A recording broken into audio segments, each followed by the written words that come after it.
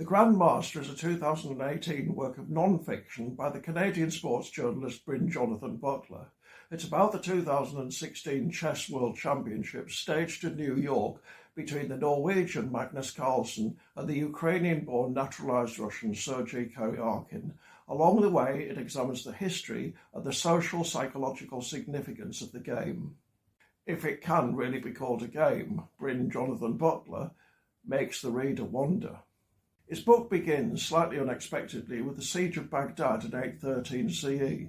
It turns out that the reigning caliph couldn't stop playing chess to secure the city's defences or even to flee to safety. Shortly afterwards, he was decapitated. Fast forward 800 years, the English king, Charles I, who was in the grip of the same mania when news arrived that the Scots had abandoned him, strongly implying that his fate was sealed. He too was later beheaded, and he took his favourite chessboard to the scaffold with him. When The Grandmaster was written, Magnus Carlsen was the defending world champion and widely recognised as one of the greatest players ever. Butler's publisher wanted a book that would answer three questions. Firstly, why wasn't Carlsen more of a household name, especially when everyone knew who Garry Kasparov and Bobby Fischer were? Butler tells us it was like Carlsen was Roger Federer and everyone was still talking about Andre Agassi and Pete Sampras. Secondly, how had he managed to stay on top for so long? And thirdly, how much longer could his reign last?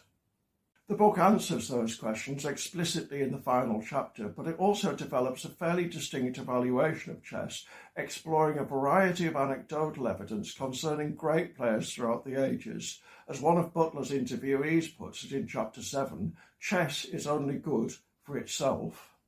In Chapter 8, we learn that chess players have an unusual tendency to go mad. Paul Morphy, one of the earliest modern geniuses, ended up walking the streets of New Orleans, raging about invisible enemies. William Steinitz, the first world champion, suffered a complete mental collapse. Carlos Torre was institutionalized. Akiba Rubinstein suffered debilitating paranoia.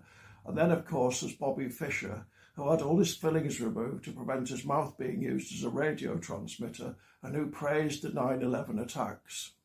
Butler presents a good case that chess has an almost parasitical effect on certain kinds of minds, and that it can overpower and even destroy them without giving much back in return.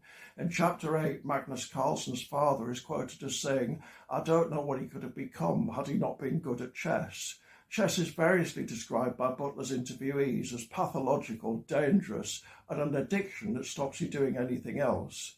Chapter 2 references Arthur C. Clarke's 1977 short story Quarantine, in which a race of aliens destroys Earth on the grounds that previous units had picked up the chess virus there and become totally obsessed.